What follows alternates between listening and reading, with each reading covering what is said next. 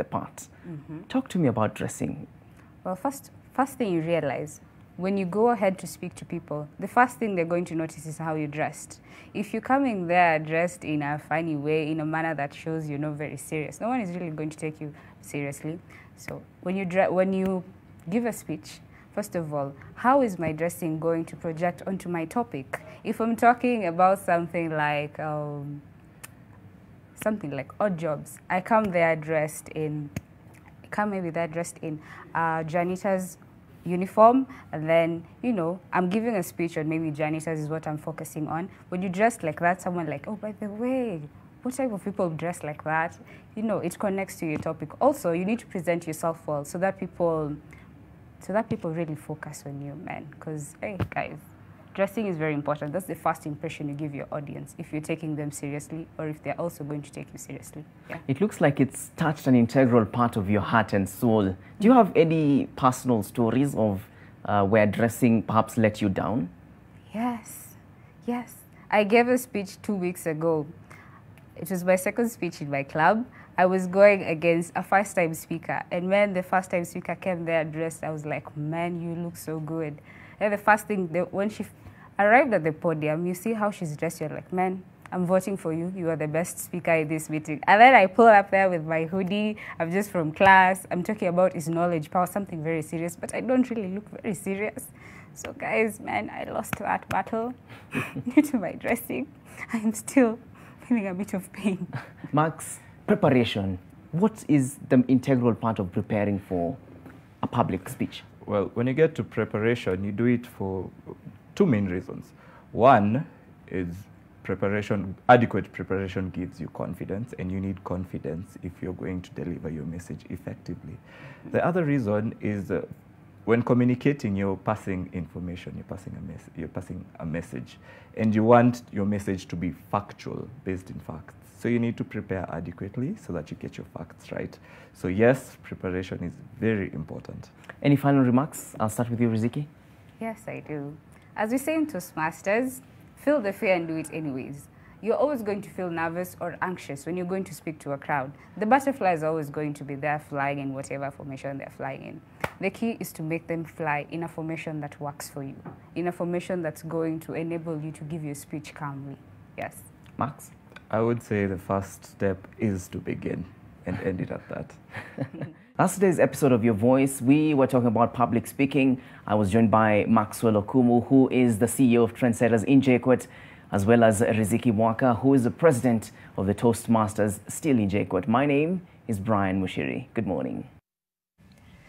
A very insightful conversation there between Brian and the two public speakers. And I'm sure you picked up a thing or two from that conversation coming from the young folk, which is very encouraging. And I was seeing Angela smiling through it all. Let me introduce my panel this morning. Well, we've got Angela Rariea, who is a public speaking coach. She is a distinguished Toastmaster. She calls herself a public speaking guru, customer experience specialist, and of course, a certified executive coach. We're also joined by Lee Thacker, who is an entrepreneur and accountant, and also joined by Pascalia Mainge, who is a mental health practitioner. Thank you all for making time this morning. And why were you smiling so much, Angela? Are you very proud of these two? Absolutely. I'm totally blown away. I have interacted with students from that Toastmasters Club, and it's really encouraging to see Riziki, for instance, saying she just gave her second speech. And look at the eloquence with which she is able to make the case for public speaking, and really just cements the fact and the truth that just get started and keep at it. All right. It is a skill. It can be learned by anybody. All right. So we are describing it as the art of public speaking. Why or not? So by implication, if we look at how Merriam-Webster describes public speaking, that dictionary describes public speaking as the art of effective oral communication. By implication, art insinuates effort, repeatedness, mastery, after which you can enjoy the elegance and eloquence that comes out of being able to speak share your ideas, inform for whatever reason you are speaking. Compel your audience to listen to your message. Oh, wow. Very well said, but of course, easier said than done. So let's hear from Lee. You have been going through, of course, the training in public speaking, but let's go back to Lee without the training. How was public speaking for you? Public speaking before the training was very daunting for me because personally I'm a shy guy. So the first time I was called upon to speak, I was so nervous. But it's the practice and it's the iteration which makes you great at public speaking. So that practice is what makes you to be able to manage your nervousness, to be able to be confident, to be able to give your message with precise. Yeah. So when you say you're shy, how bad did it used to get whenever you'd be called on to speak in public? The reality is I would refuse. Okay, bluntly. Yeah. Okay. Yeah. Yeah, but after I joined Toastmasters, I learned that public speaking, it's an art and it's a skill and it's a necessity. Okay. I call it a survival skill. Why would you refuse? I mean, some would try and stumble through it. Why would you refuse? Because I was not interested in it and I knew I had not done it before. So the cave which you fear to enter holds the treasure which you seek. So that was the cave which I was fearing the most. But the moment I entered, I found my treasure. And what was your greatest fear? My greatest fear, people. Okay, what about people? You interact with them on a daily. Yeah, but now, in an occasion when you're speaking to people, people have expectations of you. And the moment you stand in front of people, the first 2 minutes will determine whether they will give you a listening ear or a deaf ear. So I was in denial that I don't want to speak in front of people because I was not interested in it at all. Yeah. Okay, why are you afraid of the criticism? Of course, yes. Okay. So, Angela, I think the biggest fear for everyone speaking in front of people is the criticism, the fear of the unknown. You do not know how this is going to pan out or if you'll come out as a master at it. How should we handle this? So Gladys, it's a journey, and the journey begins first by mastering the fundamentals of public speaking. Because to come out as a master means that there have been hours, opportunities, there have been many instances where it didn't go as you wanted it to. And even as a master, that continues to be part of your journey as a speaker. There have been instances where I have walked on a stage and when I left, I knew without a shadow of a doubt, this went really well. There have been other instances where I sat there and asked myself, this didn't go as planned. So the journey, and it's not necessarily a very long journey, but it's a journey of investment. And all that comes under being very clear, number one, before we even get into matters of structure, which informs your content, and then before we get into delivery, just remember, you have been asked to speak for a reason. And the moment you stop making that reason you and focus on the audience. So no matter how great or nascent you are in your journey, if you just remember, there is a reason why you, out of whatever number of people was asked to speak, focus on your audience. It removes the self-consciousness because we as human beings can be really self-critical. I'm not good enough. I don't speak like Gladys. I don't speak like Angela. I don't. So we have to learn to silence that voice, the self-critical voice, and focus on, there's a reason why I've been asked to speak. What is that reason? And once I'm very clear what that reason is, then let me focus and say, whatever my audience is, if it's on a national TV like today, or if it is actually in a room, they have given me time. Let me make the most of this time to pass on my message. That's a good way of looking at it. Okay, so Pascalia, what was your experience before you started the coaching? Thank you, Gladys. I think my experience started way off when I was in primary school. I've always wanted to be a public speaker. in the sense that I admire people when they're giving speeches, doing it so fluidly, so naturally. It looks like they were born doing it. Problem came in when in school, one of the teachers said something really nasty, and that stuck in me, so that anytime I want to speak in public, I just shied off. And I would say that for me, and I think for so many of us, there are two things. One is the way that you've been structured as you're growing up, your socialization from the time you're in your family of origin, your school, your place of work. Everywhere you've been, the way you've been socialized helps you to either become very confident or to shy off. Secondly, it's me, my mind. For me, my mind tells me I can't do that. Like Angela so aptly put it, self-criticism. I look at myself and I think, I can't do it. What will people think about me? How about if I make a mistake? What about if I mispronounce a word? What will people think about it? And that makes me not want to come out there and do what I know I can do. Because we can all talk. We can all speak in public.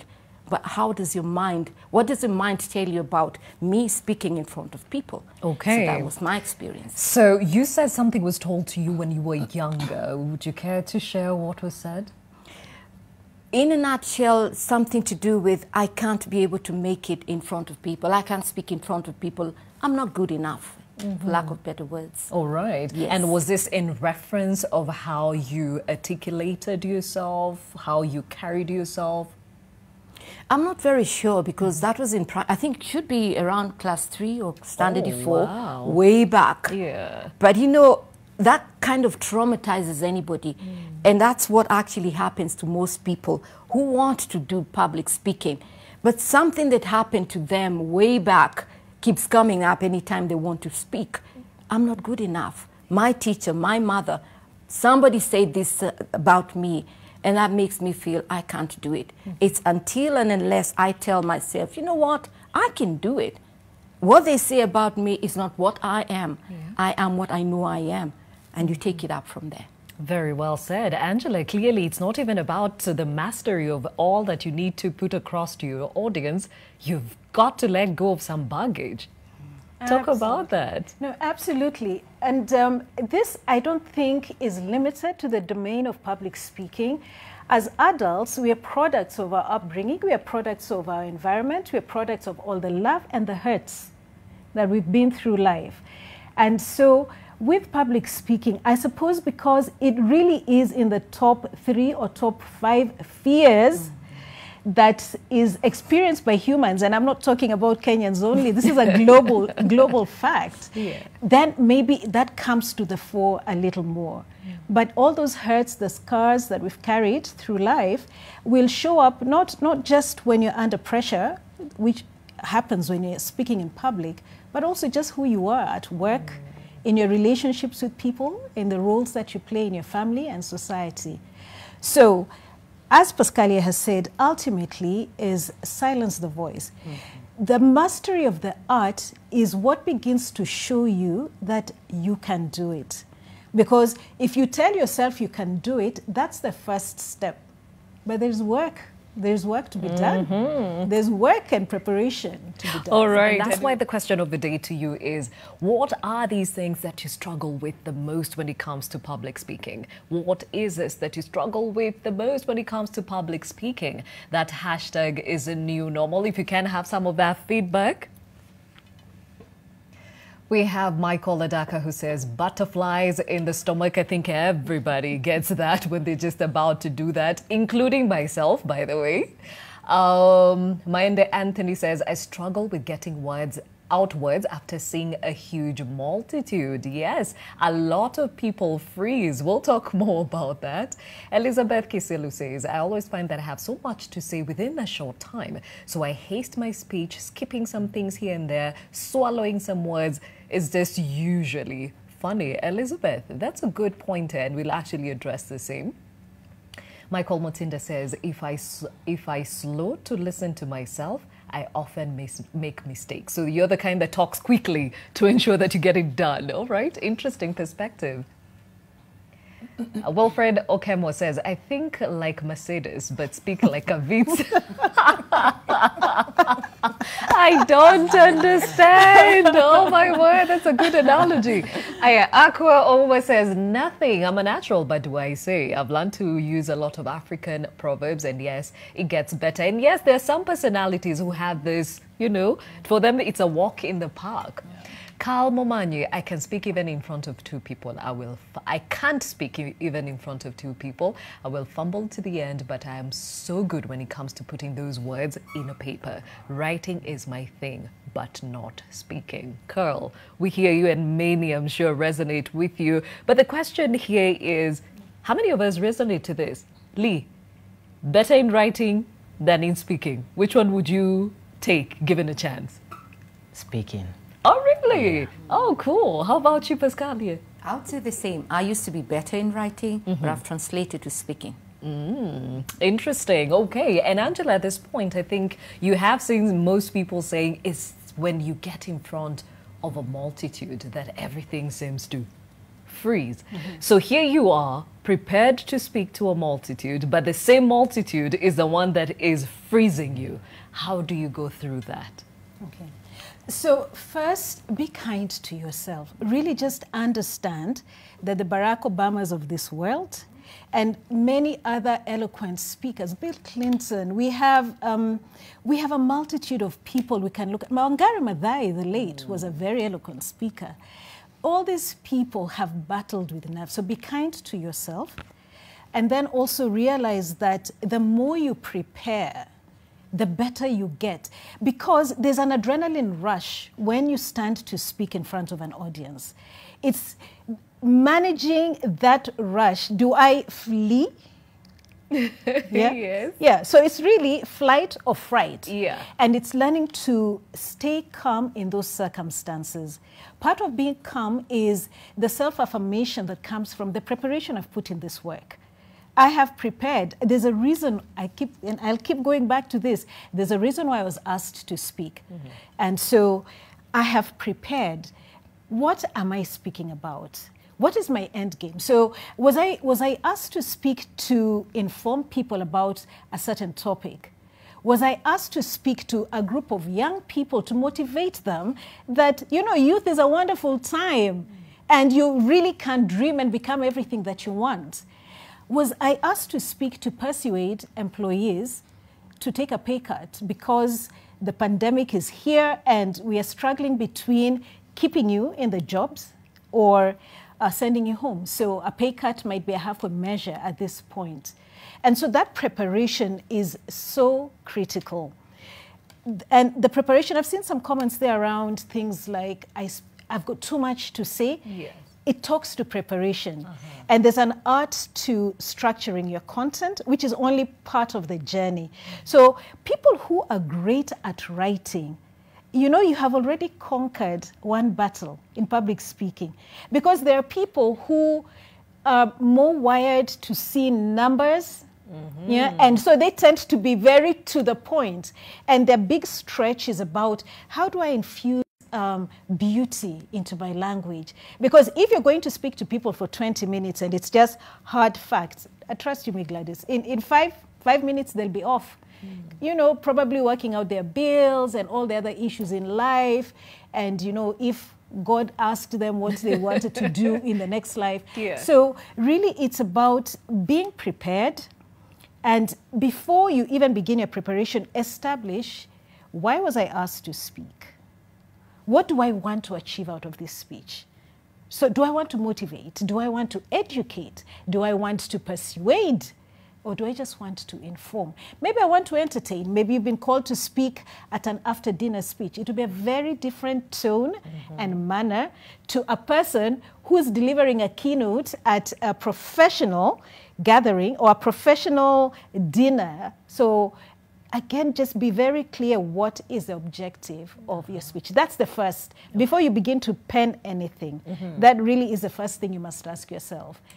Why was I asked to speak and what is the objective? Okay, that's a good starting point. I'll go back to Lee. When you hear what guys are saying they struggle with, I saw you laughing.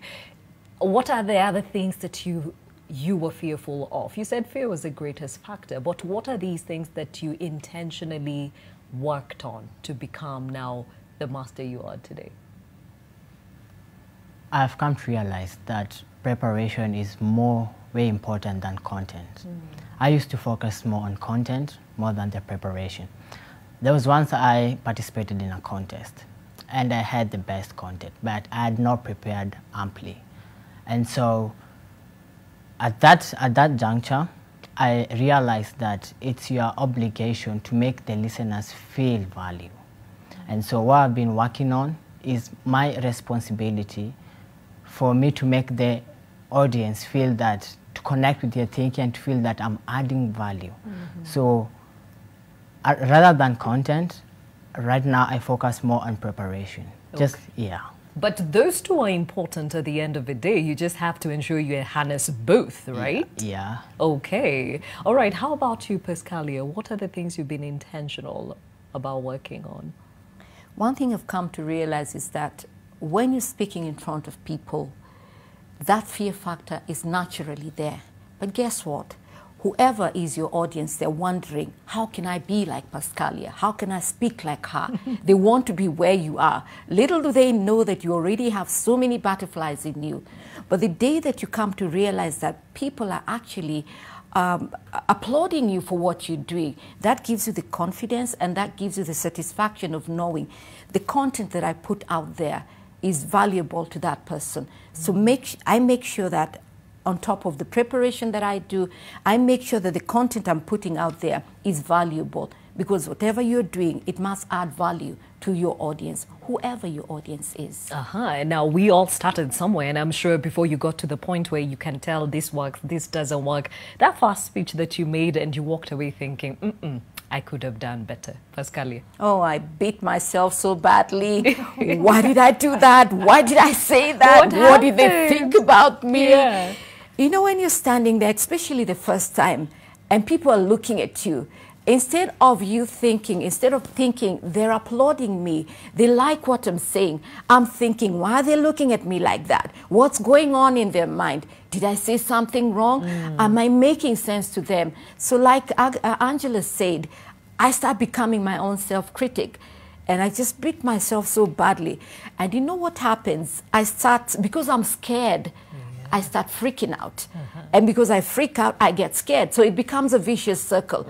And by the time I'm leaving that place, like we say, I wished the ground had opened for me to just sink in. You. Okay. Yes. So which one are you? Are you the kind that freezes? Or you're the kind who will mumble themselves through the speech and get off stage? Then or now? Then. Then.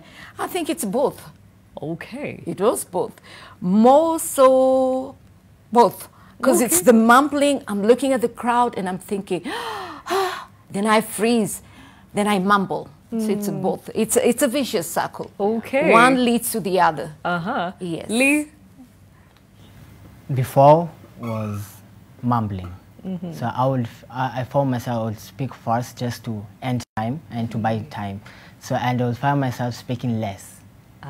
Yeah, I remember my first speech, it was a 6-minute speech, but I gave a 3-minute speech. Oh, wow. Yeah. So what did you do? Like just touch on the highlights and let go of the content in between? Yeah. Okay, just to get off stage. Just to get off stage. And what frightened you about these guys who were listening to you? I think the greatest enemy is the villain in our head. It's that self-critic and having the perspective of thinking what are other people thinking about me. Because I use this trick of the moment I'm standing in front of people, I assume that I'm familiar with all these people. They are normal people. Just like it comes out so naturally when you're speaking to your friend or to your relative. So the same thing, I use it till now. That when I'm speaking to people, I assume that all these people are familiar to me. They are not new people. They are normal like me. And just like the way it comes out naturally when you're speaking to your friend and relative, that's the skill which I use right now. But that is not usually the case. Oh, I mean, sitting down with your girls and having that conversation, and then you have to present to this boardroom of, you know, corporate people is not the same thing. So, Angela, let's get to the do's and don'ts when it comes to public speaking, because I think that also sets you up either for success or failure, whichever you may put it. So perhaps you can stand at the podium, and this is the first time you're doing a speech, and you're speaking to these guys you've never met before, and you have great content. What is it about you that they should see first, perhaps, that will grab their attention? Right. Poise. Let's remember that 90% of how your presentation will go is already predetermined before you open your mouth. Human beings are judging creatures. It comes from the instinct, I suppose, of scanning our environment to see how safe it was in, you know, in Neanderthal times. And that instinct is there. So poise, how do you take to the lectern? For instance, when I'm coaching, I always tell my clients, don't just get to, it's not about getting to the lectern. Remember that from the moment you've been called, eyes are on you. So walk with poise. It doesn't matter how nervous you feel. You are here for a reason. I keep saying that you're here for a reason. It could have been anybody else, but it is you who's speaking at this time. So poise as you're approaching the lectern. If you're making a presentation in a room, maybe you're making a sales speech, for instance, in front of a group of very senior managers, you want to be very sure that I would honestly propose that where possible, stand. It gives you impact. You don't know these people. You know, it's a very different audience when this is a client of yours and you're giving an update, you know. But if you're meeting people for the first time, use the advantage of standing up. It gives you an element of commanding your space. If you're coming to the lectern or to a podium, then walk gracefully. As a man or as a woman, really. It's just about get up, push your chair in, and then just make very deliberate steps, not wooden steps, very deliberate steps. What you want to do is, when you're asked to speak, you want to have prepared, where possible, a view of what that room looks like. Now, I've been here before. Yes. So I don't know what that means for Gladys and not for Gladys, for Pascalia and Lee. But if, as much as possible, I always advise, make sure you go to a venue if you're going to give a speech in person, because you need to feel the dynamics of the room. You need to position yourself. For instance, if I came in here for the first time and we are not in studio, I don't want to waste time when I'm being called to start imagining, should I stand here? How much space do I have to walk and move around? I don't want to speak rooted and leaning over on the lectern. I want to command my space. I don't want any distractions that will stop my audience from processing the message, which is the reason why they've given me their time. Okay, let me stop you at that point. Lee, who are you when you stand to give a speech? Do you get rooted or do you pace around? I pace around. Why? Because when you pace around, you are able to know if you're engaging with your speech, with your audience, sorry. Because when you stand at one place, you won't be able to, it will show that you're nervous, because as in the art of public speaking, that's all, but body language is included, and body language is walking around, having eye contact, having gestures, but standing still like a tree, it doesn't work. Okay, Pascalia, what works for you? Because there are those who would say, I'm already trembling, my hands can be seen, they're shaking, so let me just stand to be safe. Who are you? Guess what? When you I am a walker, I walk around. And guess what? When you're walking around, you actually get rid of that feeling of the butterflies inside of you, because as you're walking, you kind of get a bit more comfortable with your audience, and you're able to look through the audience and see who's looking at you. And the audience, you kind of attract their attention as you're pacing up and down. Don't make it too much, but try and make sure that you're in line with your speech and with your audience as well. So pacing also helps you to kind of overcome the butterflies that you're feeling. Okay, but there are those who say getting rooted works for me, because at least I know that I don't have to worry about anything falling off. I know me falling off. What did you say, Angela? I would say that always consider public speaking as an extension of natural conversation. It is not natural to talk to people when you're like this. It just isn't. In fact, you probably have your friends or family or colleagues asking you, are you unwell, or have you just received bad news? So look at public speaking as an extension of natural conversation. So there are people who you can stand at the lectern. You really can. But you want to be careful not to clutch onto the lectern desperately, like, oh my goodness, this is the only way I remain stable. No, because the audience can see there's so much body language that goes on in public speaking that sometimes we delude ourselves about the spoken. There is so much more about what you're doing with your hands or not doing that is speaking louder to your audience.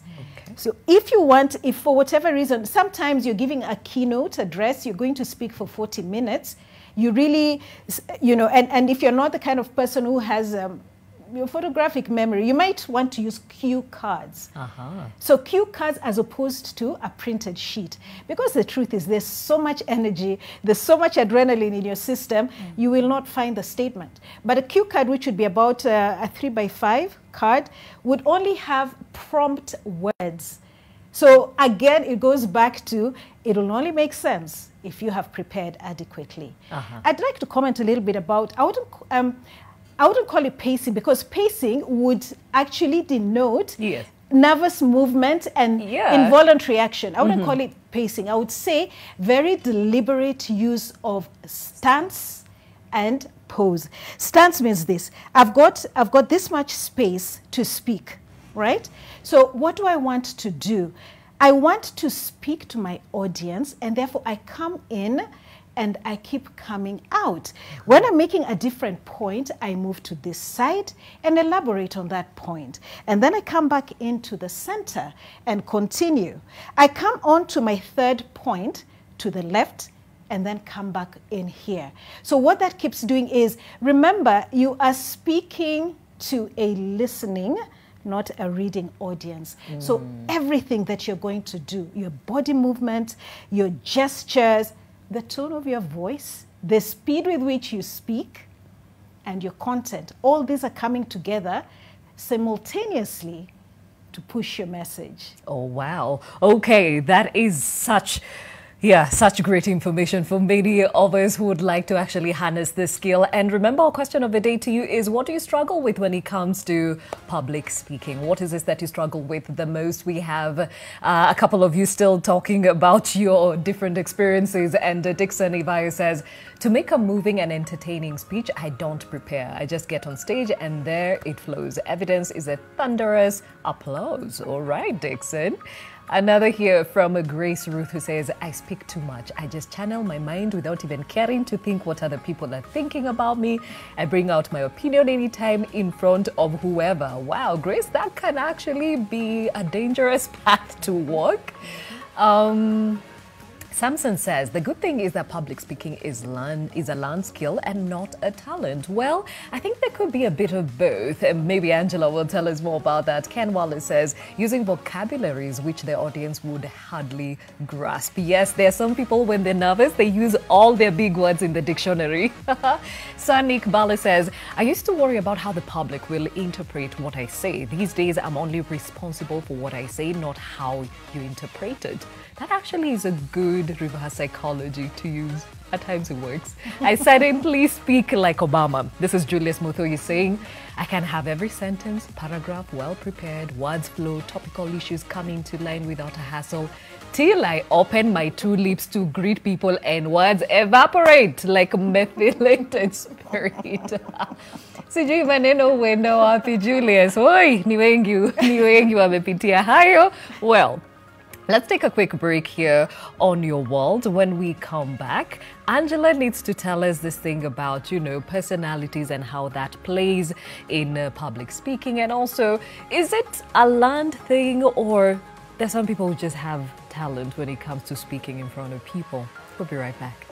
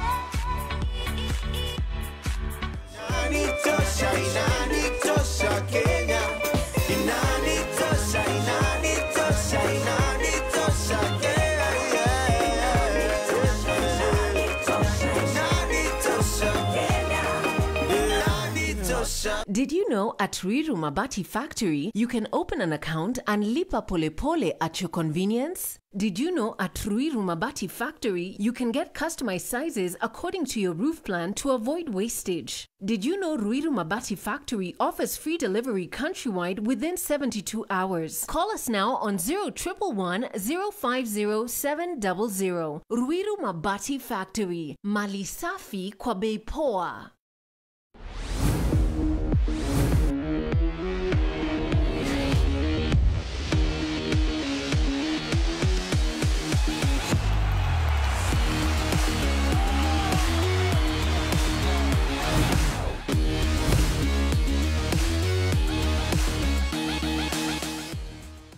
It's super cool to be a mass superhero, to get the spread of the virus to 0.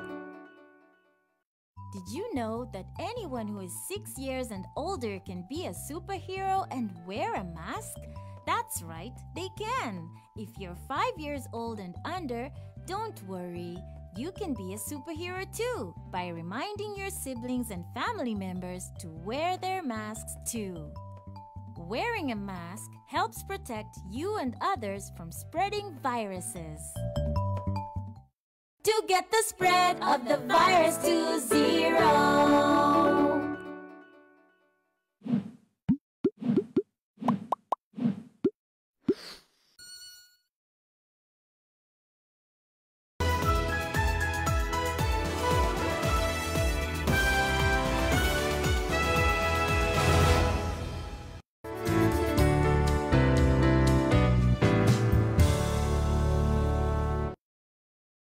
Lifestyle Heights, a prestigious gated community in a tranquil environment offering elegantly styled 2 or 3 and a 3-bedroom plus a DSQ apartment, combining tasteful design and modern amenities. Contact us on 0706 155 277 or 0726 205 208.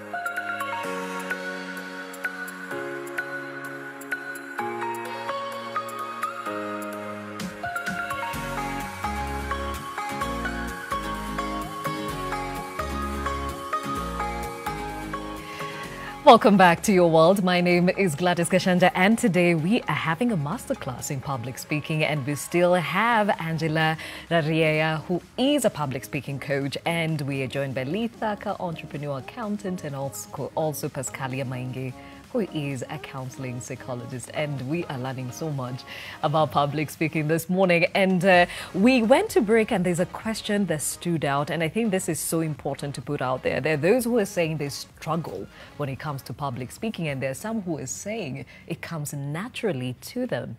Lee, do you think this is something you're born with, or you've got to learn it? Some people might be born with it, but you might be born with it, but you don't know. Mm-hmm.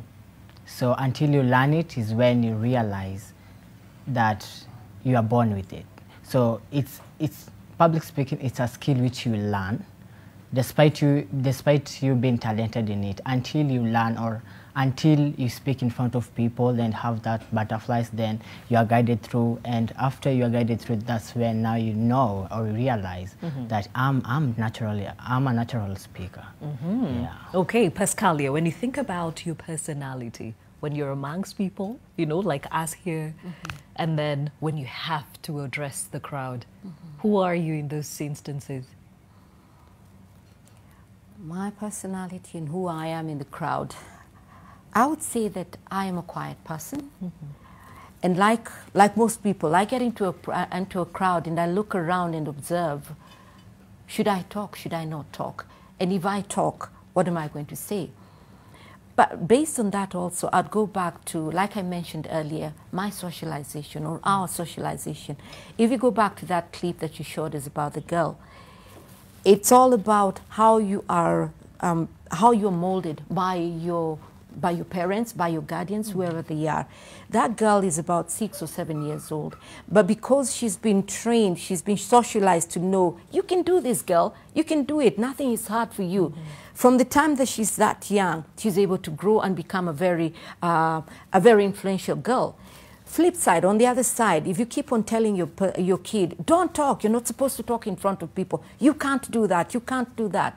Guess how I grow up becoming? So it's not so much my personality, it's the way that I've been raised up, the way that I've been socialized. Okay. All right. Now, Angela, there's somebody who actually said in the feedback we read out earlier that they just have a running mouth. They will say whatever comes to mind, whoever it is, they don't really care. That's a dangerous road to walk on. But then again, it speaks to their personality. They probably are extroverted. So it comes easy for them to speak their mind and say what they need to say.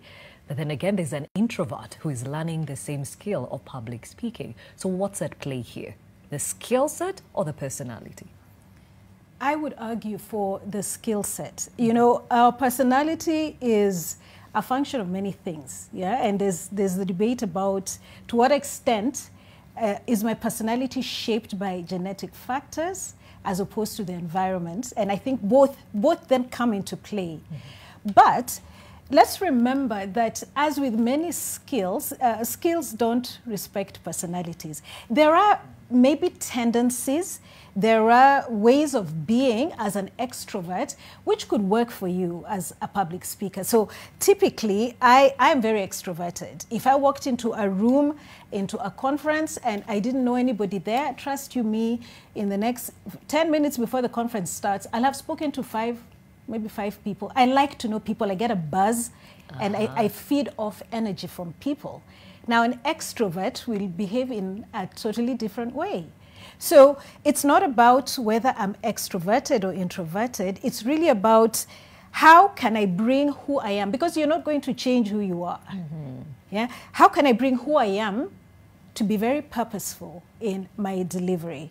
So if you're an introvert, I imagine that if you walked into a conference, you might be sitting there and just not wanting people to sap energy from you, because I know of amazing public speakers who are introverted. But remember, personalities are about what is dominant. I could be dominantly extroverted. I will tell you for a fact, there's a group of young people I sing with in church, and I tend to be quite introverted in those circumstances. So it's usually about flexing our personality type to fit the occasion. Whereas an extrovert comes alive, you know, in the presence of numbers and people.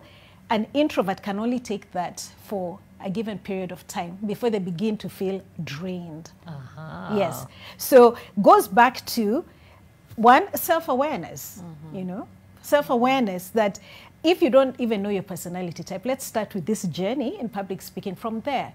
Because if you're the kind of person who gets drained after a while being with people, life opportunities, your career will demand at some point or other that you address a crowd of whatever size. You will need to get over that hurdle. Okay. Yeah. All right. Now, I'd like to put some of these things into practice. So, Lee, please walk up to the lectern. They say it could be very easy for you to say, this is what I've learned, this is what I'm good at, but it's until you stand up and now your limbs are wondering, what do I do with myself? That's when now it actually... So who are you? For example, you're here to introduce us to what it is that you do for a living. Tell us more. My name is Lee Thacker. I am an entrepreneur and an accountant. I help my organization manage their finances. Yeah, I think that's okay. Okay, so I see that thing with the left hand, like a teacher. Yeah. I kind of point to you. So is that a crutch for you? Yeah, have you noticed you always do that? Yeah. So that because when I clasp my hands, Yes. I tend to be nervous. So it's advisable to walk around with a stance as you're giving one point. Yes. And then you're giving another point, just to manage your nervousness, because every person, every speaker is always nervous. Are you nervous right now? Yes, I'm nervous. Okay. It's only, so the difference is how you manage that nervousness. Yeah. Now, the other thing I noticed is the moment you started speaking, you moved. So for you, was it important that you move at that point so that at least you can get your thoughts in order? Yeah. Yes. Is it something that you've learned or you always did? It's something which I learned. I used to clasp my hand. So I used to talk like this. I used to talk where at one point, without any calculated move, walk, speak when I'm looking down. But I've learned to use my body language and to use my hands just to be able to manage my nervousness. Now, have you noticed something else? When you were giving the speech, you were very deliberate about your movements and how you even spoke. But when we are chit-chatting, you're very easy. And the body language is even different. Angela, there are some people who perhaps borrow from what Lee says. Move around, do something with your hands. There's some, they will move around, but they'll clasp their hands because that's their center of, I don't know, gravity, if you may call it, so at least it keeps bringing them back to their center. Is there something that differs from person to person? Would one throw you off as opposed to another? No, I would say clasping, just avoid clasping. Remember, when you're speaking, it's not just what you're saying, everything. Your face, what you do with your hands, your body movement, so even use of the space available to you is communicating a message. Clasping tends to communicate, either nervousness or don't come close to me. So very typically you'll find when men are speaking, accomplished professionals, the tendency to pocket. So that's just a way of dissipating nervous energy. Many times I've observed women will tend to, this is a very protective stance. For many people, it's also a gesture of comfort. But just be aware that as a speaker, what does this mean? This tends to keep distance. I don't trust you enough. I'm coming here to speak to you. I don't trust you enough, so I need to maintain distance. Yet as a speaker, you want to be able to walk into your audience if need be, allow your passion and your energy to drive it towards your audience, back from your audience, to the side. You will not be able to achieve. You might need to emphasize something. You might need to point out something. These are not things you're going to be able to do when your hands are like this. And this, obviously, to your audience, then is just communicating. Okay. How much more of this do I need to, how much more of this do I have to go through? So just over time and with practice, really we learn to just let our limbs hang loosely. Okay. But also, does the audience dictate the body language to an extent? I would say no. As the speaker, take command. You're the one in command of the speech organization. So what your audience will determine is how you dress, for instance. Your audience will determine how you dress and show up. But the basic tenets of public speaking, the need to use your hands, whether I'm presenting statistics, COVID-19 infection rates, or whether I am talking to people about the need to speak clearly and slowly, does not change. I need to free up my hands. I need to be able to use my face, my eyes, smile as appropriately to keep pushing that message. So remember that the human mind, the conscious mind, takes in 6 to 7 things at a time. The subconscious takes in everything. So the clasp, rooted on the sport, a very tight, squeaky voice, all those are the subconscious messages that your audience is taking. Very well said. Lee, please have a seat. Let's see how Pascalia will do.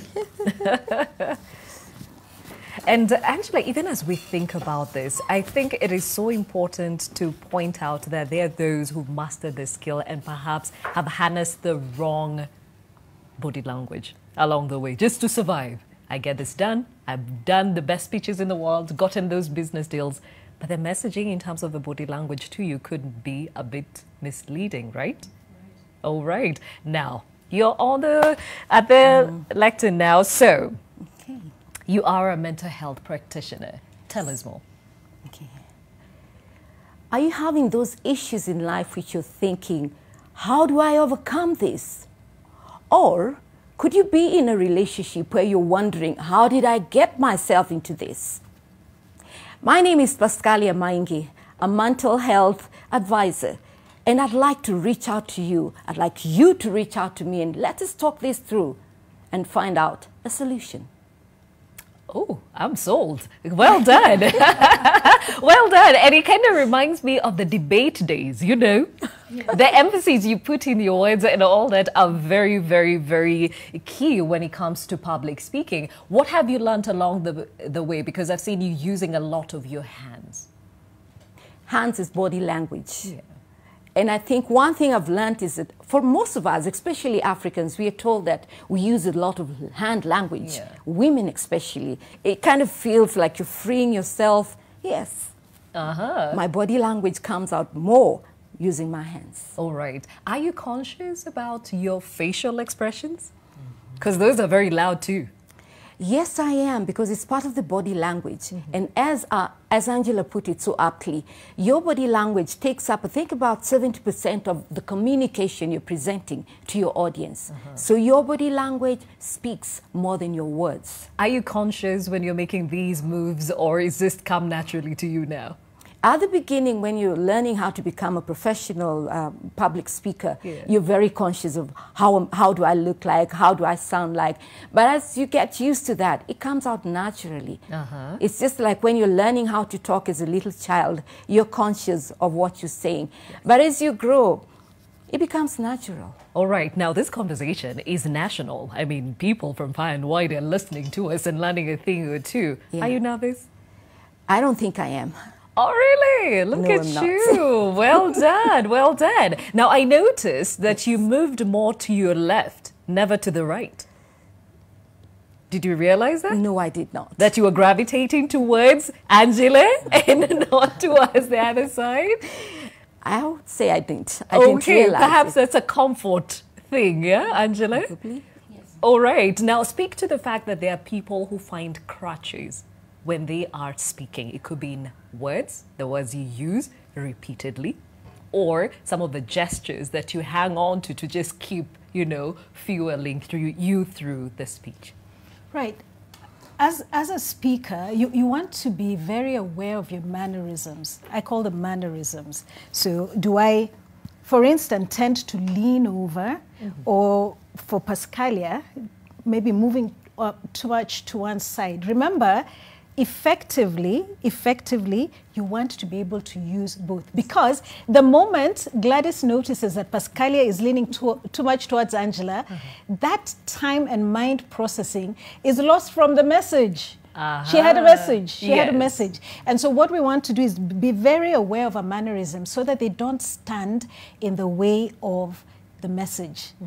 Otherwise, the audience will be... Hey, why is she leaning on this side? Why is she, you know, I've got a friend who even used to speak with, unconsciously, her left, or is it right leg lifted, very unconsciously. Leg. Yeah, just, it's very unconscious. How do you lift your leg when you're giving a speech? So in the course of speaking, just in the okay, course please come and show us. Pascalia, you can come back in the course of speaking and, you know, really feeling the passion in the message, just finding the leg. So we really need to be aware of our mannerisms, and how we do that is seeking feedback. The beauty is now, even on Zoom and all other devices, you can record yourself. You really, because sometimes how you speak and how you imagine you're communicating is not what your audience is seeing. So it's very important that you're able and are aware of your mannerisms. Do I just, as Pascalia has rightly said, as Africans, we're expressive people. Our languages are very expressive, and when we want to, you know, emphasize something, we are thrusting and punching. That's our culture. We have nothing to apologize for that. However, I need to be very aware that if I'm speaking to an international audience, who is my audience? And that's why there's that bit of work around doing your research. Some people might find that a bit much. So how do you moderate your gestures? And this is why we learn to use our body language effectively. Then it doesn't become a question of context. I'm just able to use my hands well. I'm able to spread my energy and my effort. I start off here, and because I'm talking about the impact of the pandemic, what has this done on maternal health care? I will talk about that point, finish it, and come back. What am I signaling to my audience? That idea is complete. My audience is a listening audience, not a reading audience. Yes. They're not privy to my script. And then I come here and start explaining about the impact of the pandemic on the self-employed sector. And I finish that and I come back. All the time this movement is signaling, and also the pauses, signaling to my audience, that idea is finished. Now I'm moving on to another idea. And all this is also accompanied by how I use my voice. Yeah. All right, very well said. Now, I talked about crutches, and there's some people you will listen to and they perhaps will use the word actually after every 2 words, you know, or whatever word. Lee, do you find yourself when you're nervous, when things are really thick, that you'll hang on to this one word to kind of give you a compass? For me, instead of using the crutch word, I use a pause. Yeah. Explains why it sounds like you're speaking staccato. Yeah, exactly. Okay, that's smart. That's smart. How about you, Pascalia? Once in a while, I think I go for the crutch words. It comes naturally, but that's a work in progress. It's something that I'm trying to work on. Which are your favorite? Like, all right. so, which are no-nos. All right. Now, what I love is the fact that you are self-aware, which is the first step in actually correcting what it is you'd like to do. And Angela, speak to the fact that there are some people, and even from the feedback we got, that say you want to speak so fast so that you finish. Then when you start stumbling, you realize, oh my God, I'm getting into trouble. So you start hanging on to the crutch words. Are crutch words a no-no? Yes, to the extent that you're here for a reason. You're here to pass on a message. Every crutch word is taking away from the impact of your message. If you make and use enough crutch words, people will forget whatever you said. Remember, our capacity to attend, and especially this age of digital devices, is shrinking. And so the more we use, I have just used that crutch word, and so it's not necessary. It's not necessary. And the more crutch words we use, the more we are taking away from the thrust of the message. However, it all starts with awareness and feedback. If we don't know that we use these crutch words, we'll just continue to use them. And we need to find a safe space to practice our public speaking skills. And one of those safe spaces really is Toastmasters. But you need to find a safe space where you can be given feedback to build. One of the reasons people are terrified of speaking in public. Underlying that terror is, what will people think of me? What if I forget my lines? What if I end up looking like a fool? What if, and in the early stages, a lot of people have lost their train of thought. You were prepared. You are actually prepared. You've worked with your coach. This has happened over and over again. And you just went there and clumped. Yeah. And it's okay. You know, it's not the end of the world. It is okay. It is okay. We saw Joe Biden in his campaign. Yes. And I mean, he is now the president of the United States. We saw him, you know, in his gaffes. And he's been a stutterer. But here he is. It has not stood in the way of who he is. He's just learned to speak slower, to prepare more, probably breathe a little more deliberately. Yes. Yes. So again, it's the constantly be aware that when you stand to speak in public, that's your brand on display. Yeah. That's your personal brand on display. So you can't just show up. You can't just wing it. Then, if you're speaking on behalf of an organization, now you're carrying two brands. So you're carrying the name of the organization and you're carrying your personal brand. First impressions are lasting impressions. It might be near next to impossible. You don't know what other opportunity might you have to speak before this audience again. You'll have already left an impression. Why not go the extra mile through preparation and make that a lasting impression? Now that you've touched on Biden and him being a stutterer, so what should you keep in mind when addressing people, especially when you live with a stammer or a stutter? Now, definitely you will see, and I'm sure somebody's thinking, oh my God, Steve Harvey actually stammered? Yes, he did. And as he says, it's actually curable because for some people, it's the nervousness that actually brings it along. Now, when we come back from this short break, we'll hear from Angela, even as we talk about how you can be able to handle the same, because some people, when they start speaking, they lose their trail of thought and it's just downhill from there. But before I take this short break, can I get some feedback? Thank you. Thank you. So who do you or what do you struggle with when it comes to public speaking? Let's have that on screen. All right. So what do you struggle with the most when it comes to public speaking? Kiprotich says, I think I'm just good at it. The other day, I found myself telling 3 police officers who were trying to arrest me for not having a face mask that they should find a better job to do. They just laughed and told me, utasema mbele, and this motivated me because I was sure I was being prepared to address a larger crowd on advising people to look for better jobs. Nilikuwa nafanya kwa site moja ya kujenga bridge na wa China. Kiprotich, interesting. Either that or just survival mode. Purity Alpha says, organizing my thoughts, I forget some things, then my voice is not loud enough. Yes, some people actually deal with that. DB Dare says, I'm an introvert, so it feels like torture to me. Unless we discussing something of great importance, I guess this is the part where you say, I'd rather just keep quiet. Geoffrey Mamati says, shy, in fact, I hold a small meeting with myself, then be like, be strong, rude boy, before standing in public. And yes, having that small meeting with yourself goes a long way in centering yourself. John Dalila says, using one vocabulary repeatedly, especially without further ado. We talked about the crutch words. Ivoli Linda says, the first 20 to 30 seconds, my heart beats so quick, my upper lip shakes, but later on I become a parrot. Very fluent. Interesting. At least you're aware of what happens just before it starts. Alexander says, am I standing correctly? Do I have an issue with one of my legs? Why didn't they laugh? Oh, all those questions that as you're taking the body language from your audience.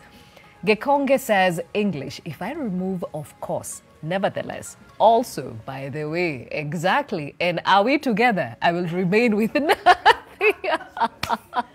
Gekonge, we hear you. Michael Batua says, the only problem is how to start. Fear of the unknown, but the moment I start, I go full throttle. Michael, we hear you, and it happens to the best of us. Tacy Amor says the microphone and the echo. How do you even know there's an echo to start with? Half the time you're just thinking about how you sound, you know. But we'll be right back even as we address some of that feedback and also understand how to help along those who live with a stutter or a stammer.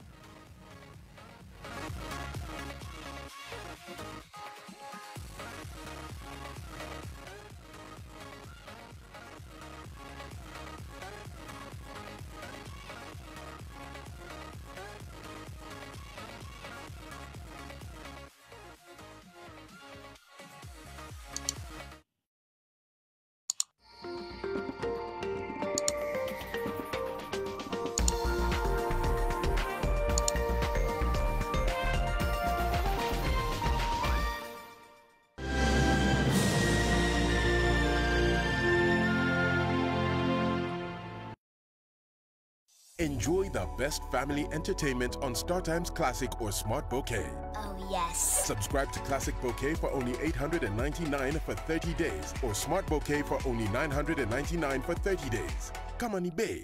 Ni Star Times.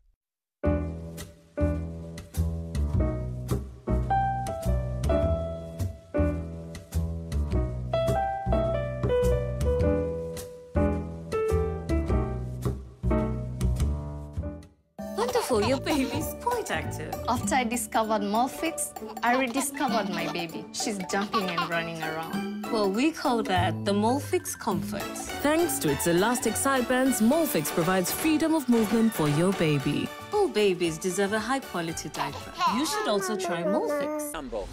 Athletics is at the heart of Kenyan life and culture, and we're extremely excited to celebrate the World Athletics Under-20 Championships in Nairobi this August. Many of Kenya's most celebrated athletic stars, including David Rudisha and Faith Kipyegon, have emerged from the premier age group competition in the world.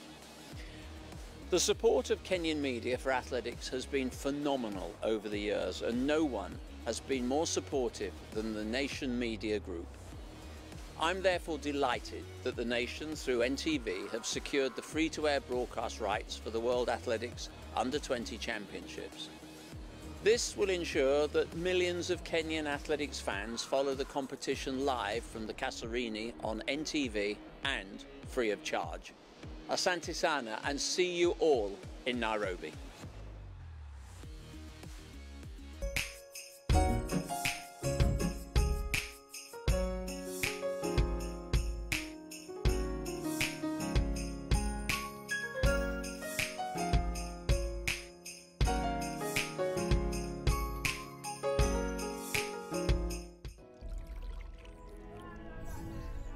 Just one capful of Dettol is enough to disinfect surfaces and protect your family and your home. Dettol, tested effective against COVID-19.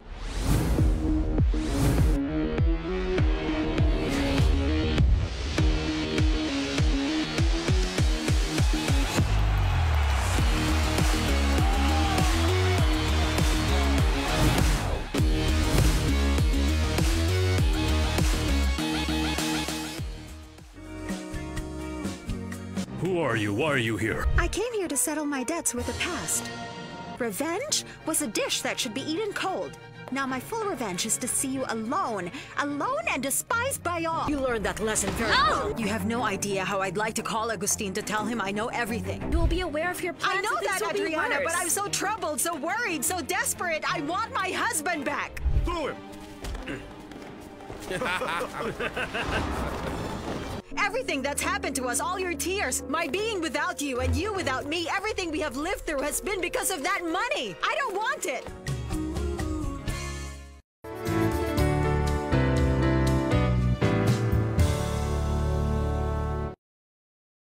Lifestyle Heights, a prestigious gated community in a tranquil environment offering elegantly styled 2 or 3 and a 3-bedroom plus a DSQ apartment, combining tasteful design and modern amenities. Contact us on 0706 155 277 or 0726 205 208.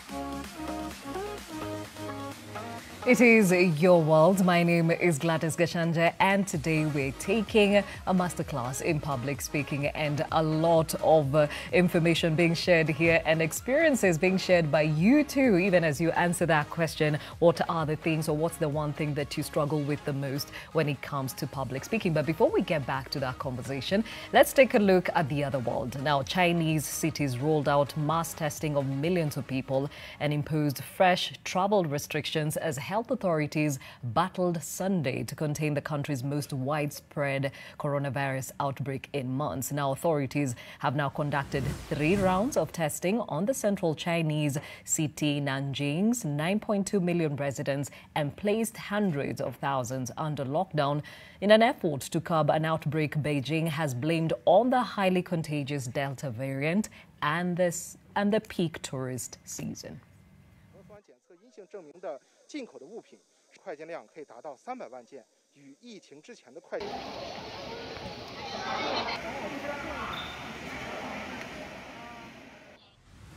Still on the pandemic, after the pandemic shut offices and put Mumbai's renowned lunchbox delivery men out of work, the 130-year-old Dabbawala network has tied up with a trendy restaurant chain to take on India's billion-dollar startups.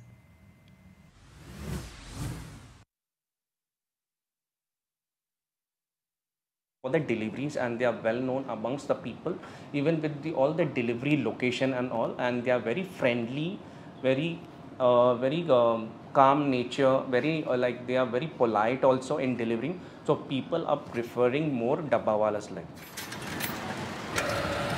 This is just a start, and further it will be like more we will be getting deliveries orders. So we are very happy to get tied up with the Dabbawalas.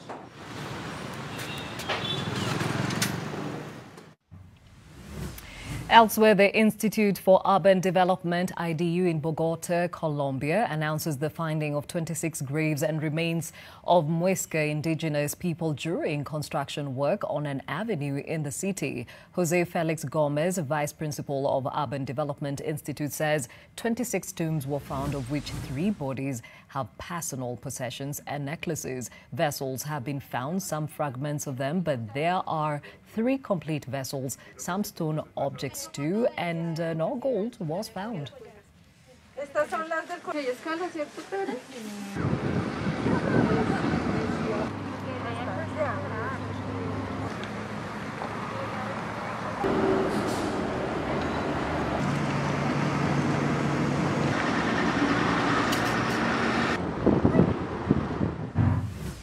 So we are still continuing with the other world, but let's take a pause right here and get back to the conversation of the day, because we're getting very practical about today's conversation, which is the art of public speaking, still with Angela, Lee and Pascalia. And Pascalia is actually at the lectern, and you know, they say what we do here on a daily is an easy task, you know, and perhaps it's going to be easy for you because you don't have the director in your ear telling you what to do or not to do.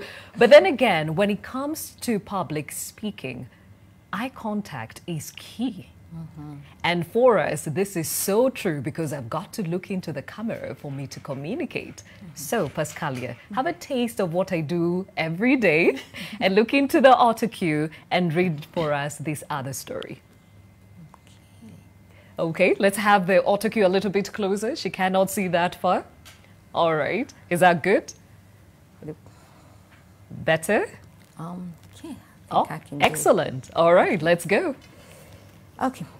Visitors to London's newly constructed, I think I need the cue a bit nearer. Okay, let's go closer. That's a bit closer. Let's start that again for her. Yeah, sorry for that. Visitors to the newly constructed 24-hour high arc, sorry, I can't see, installation next to the, I'm sorry, I'm not able to see that far. Okay, you're short-sighted, I'm and so short-sighted and I didn't carry my glasses. Okay, Yeah. all right then, to be fair enough, you can actually come closer. Okay, great. Yeah, let's see how that's going to work. Okay. All right, come closer, into the light, into the light. All right, yeah, now you can read. He needs to make it brighter. Okay, can we make it brighter? All right. All right. So you cannot see anything. It's still dark. It's still very dark. Okay, we're going to take a break on that and we'll come back, Pascalia. Perhaps saved by the autocue, but say that again. Please have a seat and let's see how that's going to work for Lee in a moment. But as I mentioned, Angela, the art of actually being able to make eye contact is one that most people shy away from, yet it's very critical. Talk about that. eye contact is a make or break in public speaking, because it does allow you as a speaker to establish credibility. Now, there are many ways you will establish your credibility as a speaker. One is through your content and therefore preparedness and verifying or quoting data or statistics that people can check up, you know, on their devices. But eye contact is the one way in which you come into a space where people don't necessarily know you, but may know of you, and therefore that is the reason why you're addressing them. It gives you the opportunity to connect. The fear of eye contact is that I am going to look at somebody with a stone face, and that will just throw me off. So the secret is this: walk into the room and make eye contact. Start from the center. So make eye contact with the person at the furthest end, in the center part of the room. And then make sure that you don't starve your audience, your eyes. So don't just focus on this one person. Move your eye contact. And there's a difference between just blinking furiously. Just make eye contact. Yeah. Say something. Come back. Say something. So what you're doing is, with your eyes, telling everybody who's seated to your extreme right, to your extreme left, to the center of the room, that I am speaking to you and with you. That's what the eyes do. The eyes also convey sincerity. They convey emotion. If we were talking about the frustrations on the economy thanks to the pandemic, then your eyes are an opportunity for you to let your audience know that you are part of this frustration as they are. So the eyes are very expressive, really windows to the soul, as Shakespeare said. Okay, Yeah. Interesting. So, Lee, I'm curious to know, there's some people, eye contact doesn't really necessarily mean looking at somebody in the eye. There's some that will look at your forehead or the top of your head. Others will look at your lips or your chin, just as long as you're looking at one general direction to show that you're acknowledging the presence of a person. So where do you find yourself looking at? It depends with the number of audience. If it's a large audience, I will tend to look at the farthest corner, on the left on the farthest corner, on the right on the farthest corner, and the people who are nearer. But if it, in a setup where the audience is around to 20 to 30 or even 100, yes, I tend to look people into their eyes, Oh, so that I really? can connect with them. Yeah. So what happens when somebody's looking, you know, looking back at you and thinking, what are you saying? You change the direction of, you change your direction. Yeah. Look somewhere else and tell your mind not to get distracted, Yeah. but just the fact that one person doesn't get what you say. Yeah, because eye contact might be intimidating. You might be talking somebody does you just a wink. Oh, and somebody that might- winks at you. yeah, Has that happened? It has happened. Oh, wow. Okay. And how did you handle that? Just shifted? Just shifted. Yeah, and I continued my speech because I know that can be really intimidating, can make me also to forget my points. Yes. Yeah. Okay, interesting. Pascalia, so what do you look at? The nose, the chin, the forehead. What do you do? One thing I know is that different cultures look at eye contact very differently. Yes. Africans look at, unfortunately, we look at eye contact as if it's kind of, I'm being arrogant if I look at you right in the eye. Americans and I think Americans and Chinese, they appreciate you looking at them straight in the eye because it conveys honesty, it conveys openness. So as I learn as a public speaker, I've learned to look at people right in the eye, not in an intimidating manner, but helping them to realize that I feel you, I'm with you, I'm speaking to you through my eyes. I can try and smile through my eyes as well. And that way I'm able to bring that person close to me. Now, Angela, this, and I hear from both of them, for some they might take it as a challenge. You know, you're looking at me in the eye, what are you trying to say? There's somebody who's like, oh, you acknowledge me, you're talking to me. I am trained to talk to one person, not a crowd. This is what we do here. You talk both radio and broadcast, in broadcast, radio and TV. You speak to one person, but essentially you're speaking to every person in their own home. When it comes to public speaking, in the same space with the people you're speaking to, what is appropriate? Eye contact is a non-negotiable, because when you don't make contact with your audience, you could be misunderstood to be less than credible. So you're either telling us lies, or you don't have the confidence to come and present what it is that has brought you here. So why should we listen? So it is imperative on any speaker to make eye contact.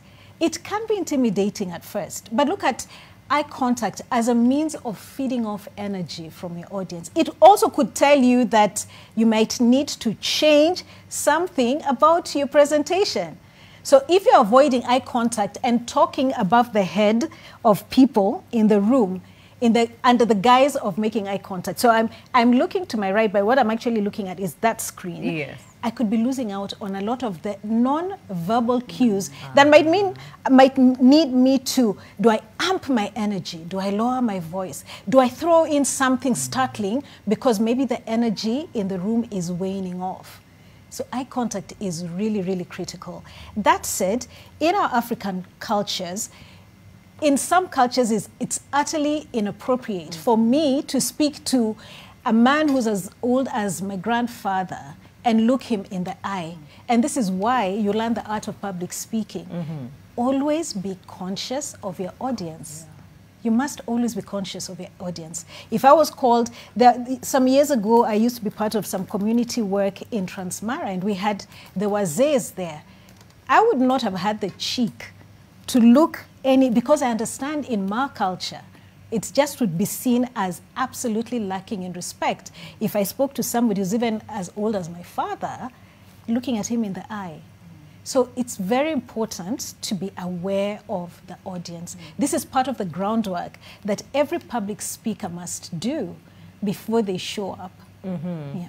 All right, very well said. And I think even as we think about the things we need to keep in mind, you touched on the fact that how you dress is critical because, I mean, apart from your gestures, people are looking at how you came for the show. All right, so let's go back to the lectern. Lee, I'll start with you. The queue is dull, very, very dull. Is this your way of wanting to get out of this too? Okay, yeah, now it's totally out and we can't see anything, so it's okay, do not worry. Yeah. But you are in a suit, all right, without a tie. How did you choose, or why did you choose your outfit today?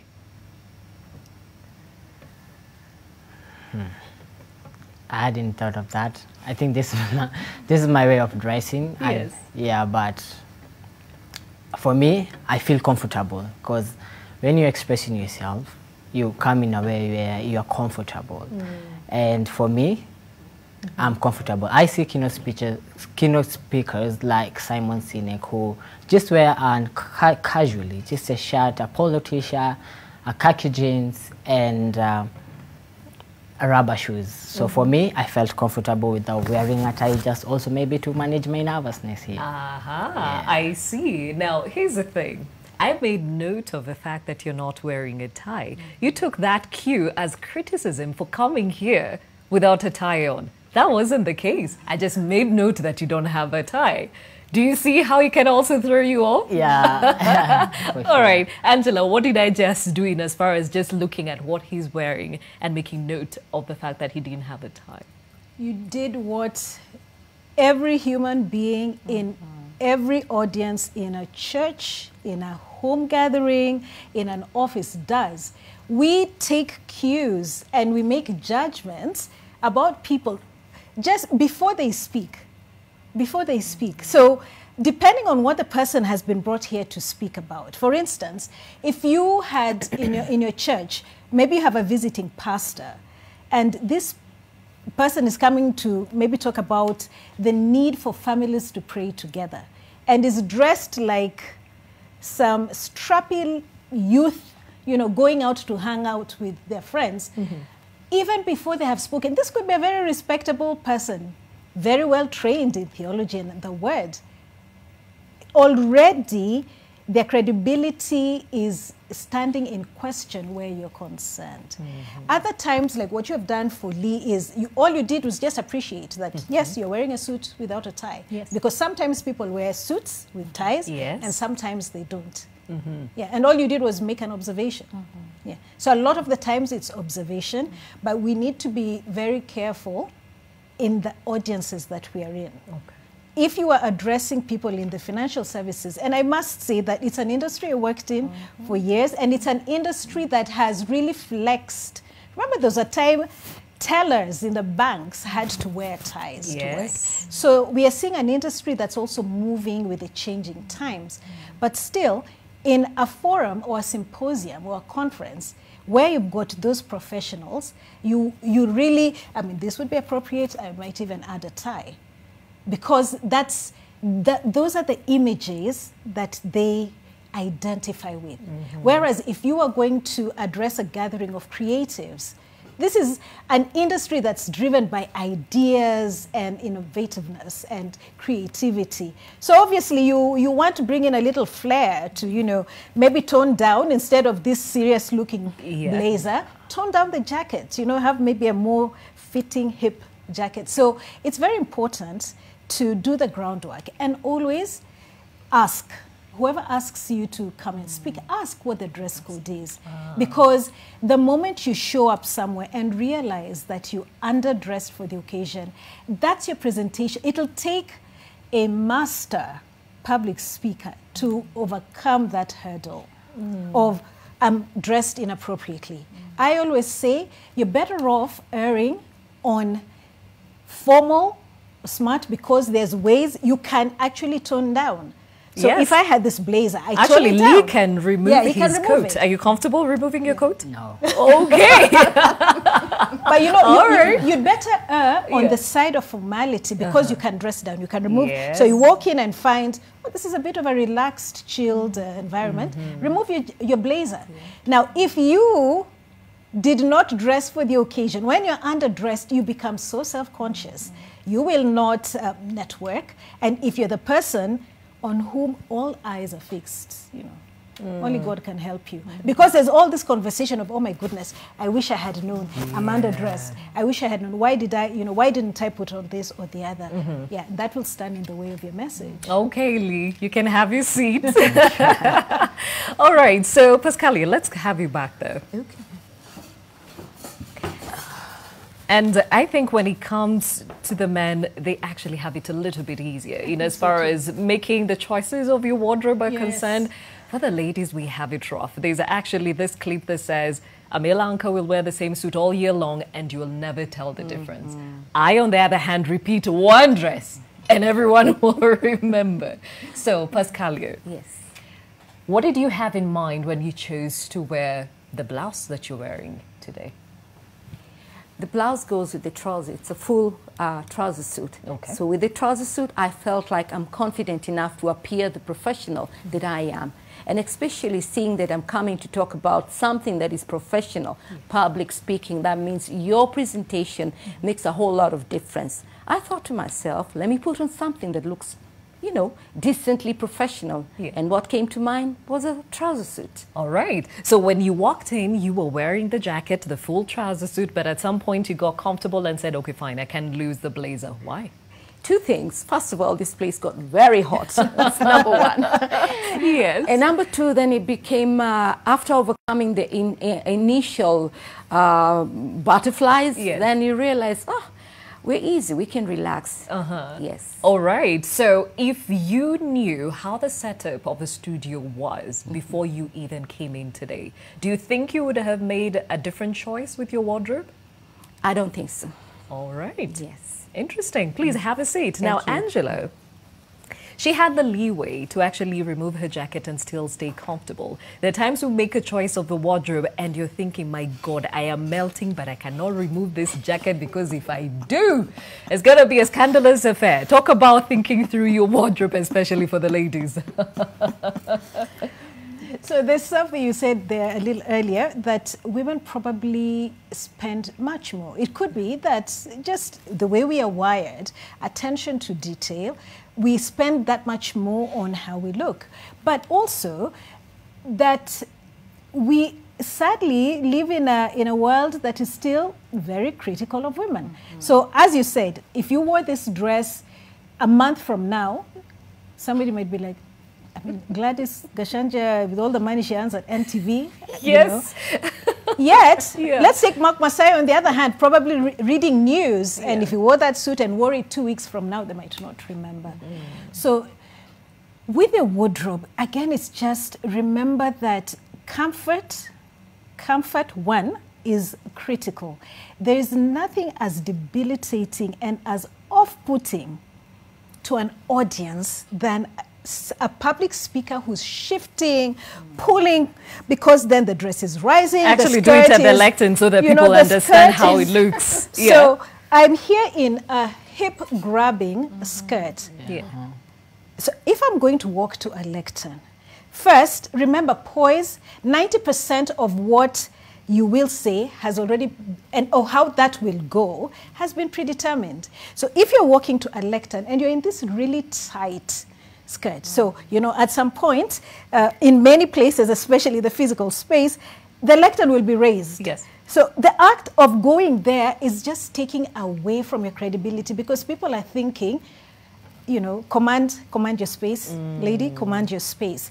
So you want to dress appropriately. You want to dress in clothes that can allow you some movement, because if they're too tight, also they might constrict how you're able to power your voice, right? If you're wearing something that's grabbing you on the throat, without a doubt it's going to have an impact on how your sound comes out, your voice projection, but also about your comfort. Do you want to be worrying about, and this, ladies, for us is about the heels.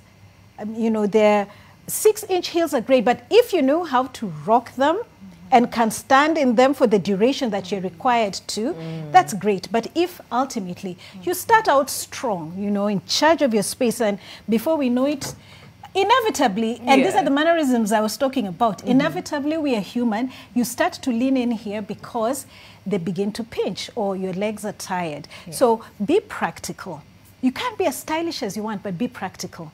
If you're going to speak for 30 minutes, you really want to put on a pair of shoes that you feel steady in, because, again, you don't want to start swaying. Yes. For the dresses, it's always a question of, there are forums where I would not remove my jacket. Yes. I do my homework. I do my homework. I know I've spoken to some conservative audiences. I would not remove my blazer. So the choice is between this blazer and a lighter one. So ask, you know, if it's a studio, it's going to be warm.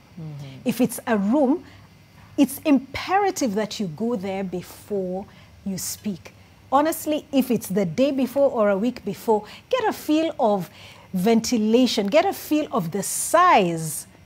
How much will you need to project your voice? Speaking to 2 people is very different than speaking to 50.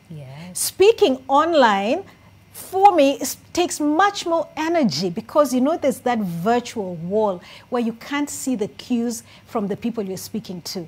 So it's really up to you to do the groundwork. Remember, your brand is on display all the time. Okay, and I think at this point we can bring the conversation to a close, but even as we do so, remember, before we took that break, we talked about the stammerer or the stutterer. How would you advise them, apart from what Steve Harvey put out there?